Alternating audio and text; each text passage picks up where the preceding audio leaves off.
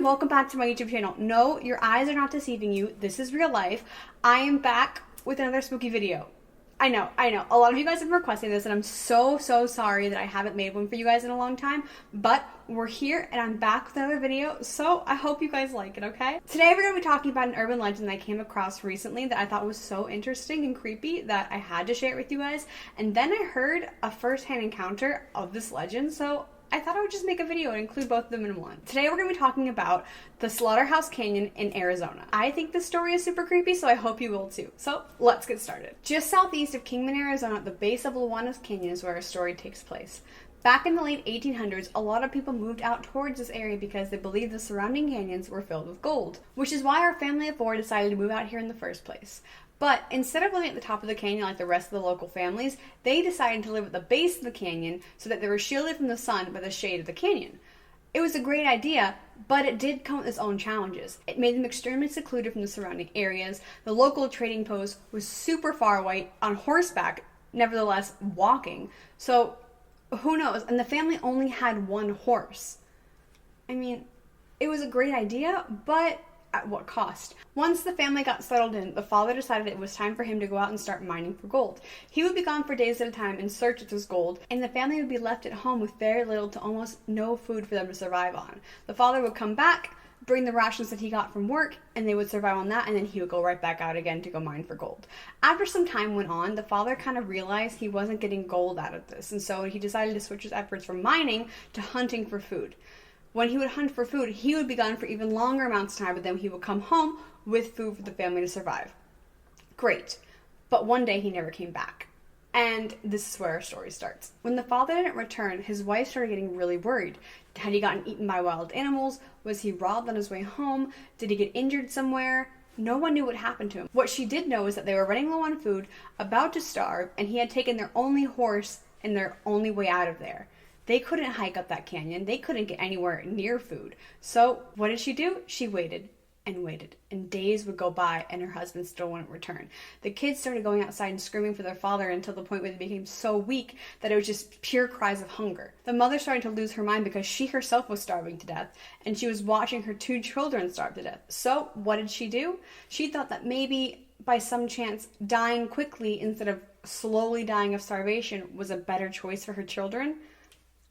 Honestly, I have no idea. But she went in her kitchen, grabbed a kitchen knife, went out and just stabbed the kids. Killed the kids right there. The next part is where it gets kind of weird. She chopped them up into little pieces and then carried them down to the river and just released them into the river and then just started crying.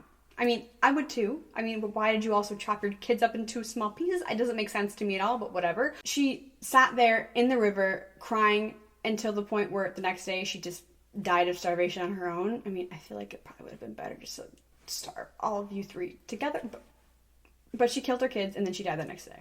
And that's the legend of Slaughterhouse Canyon. Now, I know what you're thinking, how do we even know this urban legend is real?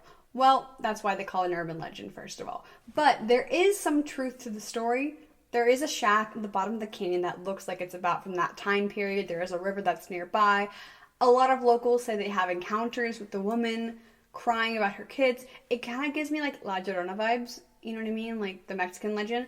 But who really knows? But there is a first-hand encounter that I heard recently that I thought was super creepy, so I thought it'd be fun to tell you guys about it. This story takes place in the middle of the pandemic. I know it sounds a little bit sus, but just like hear me out.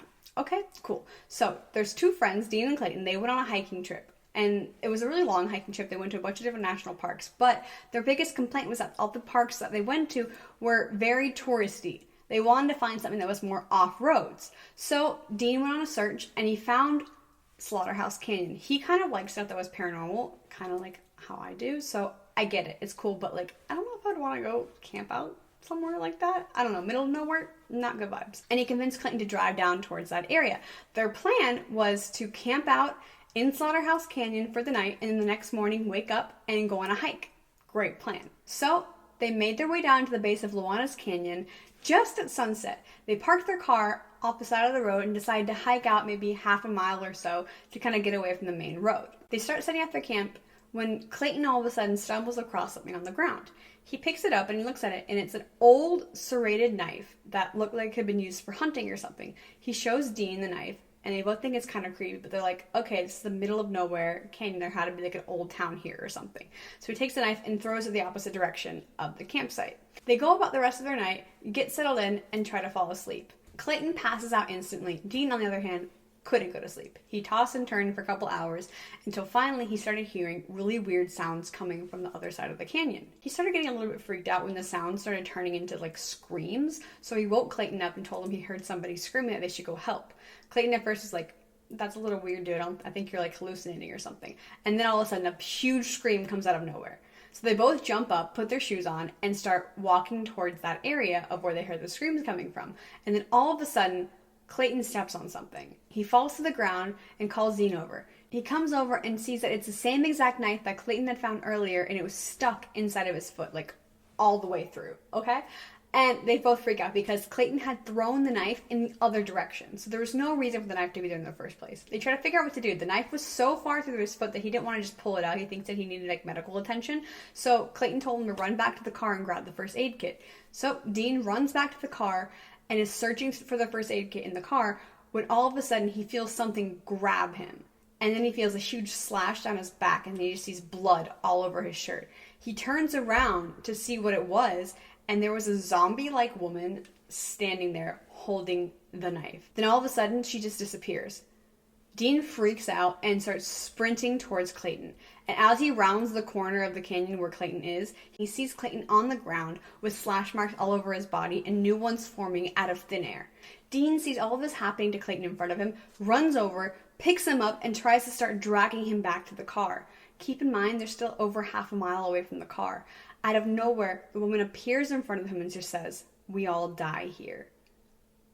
Could you imagine how creepy that would be? I would lose my shit. The two guys, terrified out of their mind, just start trying to run as fast as they can, with Clayton being all slashed up, Dean having a huge slash on his back, and Clayton having a huge knife through his foot, trying to get back to the car. Somehow, they make it back to the car. They get in the car, start driving to the nearest hospital. But here's where the story gets really weird. They get to the hospital and go inside and start explaining to the doctors what had just happened, how they'd been attacked, how all this crazy stuff had gone down. But the doctors looked at them like they were crazy because, well, there was no blood on their clothes. The slashes that were there were gone. All that was left of the slashes were tiny little scars that have never been there before. Both of them say that they'd never seen those scars before in their life. The only thing that did remain was the knife through Clayton's foot. So you tell me, were they hallucinating, or was it some like crazy demon thing trying to attack them? The boys both said that after all of it happened, that when they were talking, Clayton described to Dean this crazy zombie-like woman that was just slashing him across his chest while he was back in the car trying to get a first aid kit. Before Dean even had the chance to tell Clayton the same thing happened to him when he was at the car and describe the woman exactly how they both saw it. So it's a little weird. I don't know. Were they high on something? Who really knows what happened, but it's still a creepy story and the legend still freaks me out. So will you be catching me at Slaughterhouse Canyon anytime soon? Probably not. If you've ever been to Slaughterhouse Canyon, please let me know in the comments down below if you had any weird experiences there, because people say they hear screaming all the time, they hear kids crying out for their dad, like just weird stuff going down there. But that's all I got for you guys today. I hope you guys enjoyed this video. If you did, please give it a big thumbs up and leave a comment down below of anything you want. If you like these kind of videos, please let me know in the comments below. And if you like me and my videos, I guess, you can click Harold the Space Ghost. He's flying somewhere around here. I don't know where, but somewhere in this general area. Anyway, that's all I got for you guys today. I hope you guys enjoyed this video, and I will see you in the next one. I don't know what it's gonna be, but I'll see you soon. Peace out. Bye!